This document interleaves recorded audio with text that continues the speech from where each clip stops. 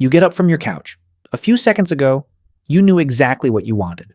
Maybe it was a glass of water. Maybe your phone charger. Maybe you remembered something important you needed to do. You stand up, you walk across the room, you pass through the doorway. And suddenly, nothing. The thought is gone. You stop walking.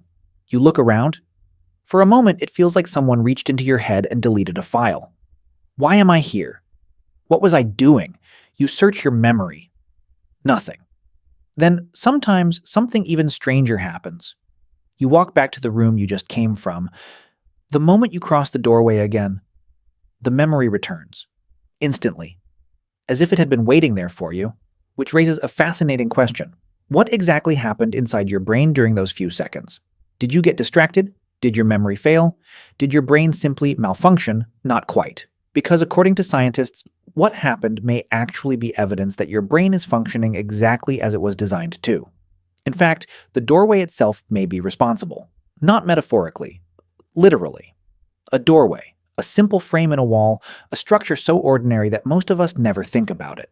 And yet your brain treats it as something surprisingly important, something powerful enough to influence what you remember and what you forget.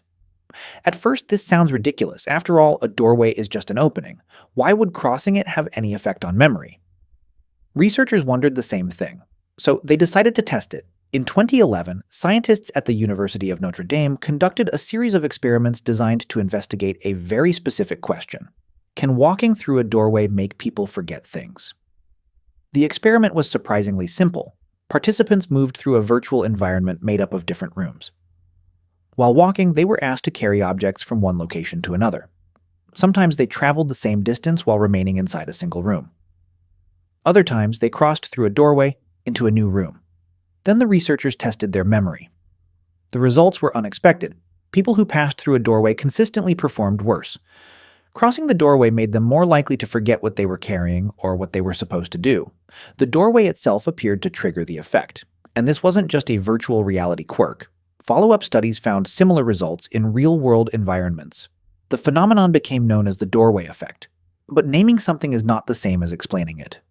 The real mystery remained. Why? Why would something as ordinary as entering a new room interfere with memory? To understand the answer, we need to look at how the brain organizes experience. Most people imagine memory as a recording device. Life happens. The brain stores it. Then later, you replay it. Simple. The problem is that this isn't how memory works. Your brain is not recording reality.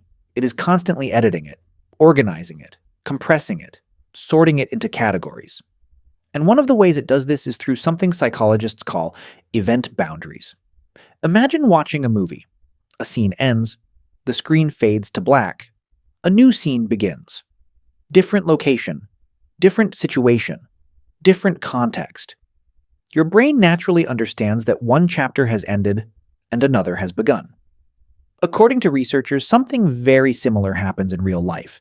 As you move through the world, your brain continuously divides experience into meaningful segments. Not hours, not minutes, events, a conversation, a meal, a meeting, a walk.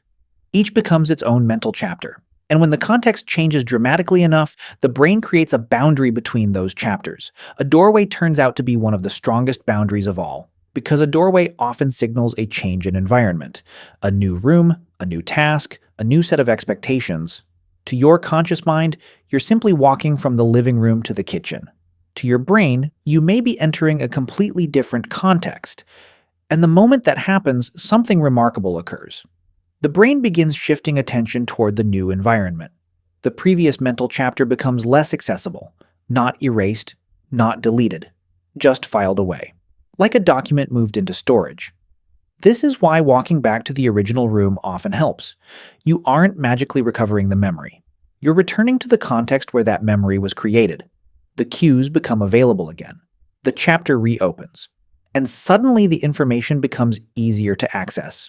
In other words, the memory never truly disappeared. You simply lost the path leading to it. But here's where things become even stranger. Because doorways aren't the only things capable of doing this. In fact, you probably experience similar men.